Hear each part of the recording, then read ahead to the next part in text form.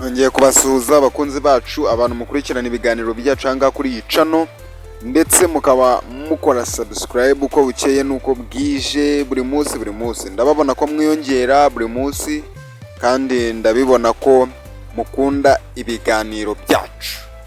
Uyu munsi rero tugiye kwiga ibintu bitandukanye mu rurimi rw'ikinyankore. Murabizi ko aha ngaha turi kwiga ururimi rw'ikinyankore ndetse n'urw'ikigande. Kuri iyi channel y'Abavandimwe TV ikintu tugusaba, iyo tubonye bwa mbere ukora subscribe ukaba uriyandikishije.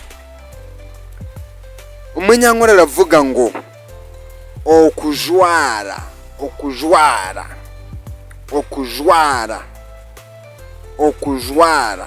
okujwara mu rurimi rw'ikinyarwanda ni ukwambara.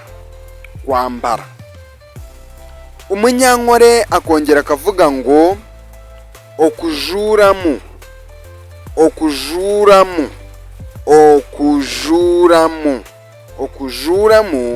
mu rurimi rw'ikinyarwanda ni ukwiyambura. Umunyankore akongera akavuga ngo okumujweka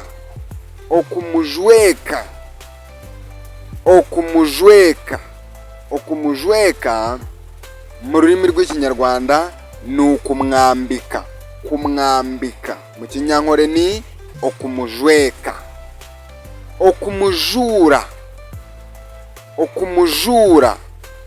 Okumujura mu rurimi rw'ikinyarwanda ni kumwambura. Kwambura umuntu mu rurimi rw'ikinyankore bavuga ngo okumujura. Ego, mwakoze rero gukurikirana ibiganiro byacu. Iryo ni ryo somo twari twaguteguriye kuri uyu munsi. Ndakwinginze ntuzacikwe n'isomo rindi rizakurikira iri ngiri. Kurikirana uruhererekane rw'aya masomo. Muri iki cyumweru twaguteguriye uruhererekane rw'amasomo meza kandi ashyushye aryoshye mu rurimi rw'ikinyankore. Ubwo rero ntuzacikwe.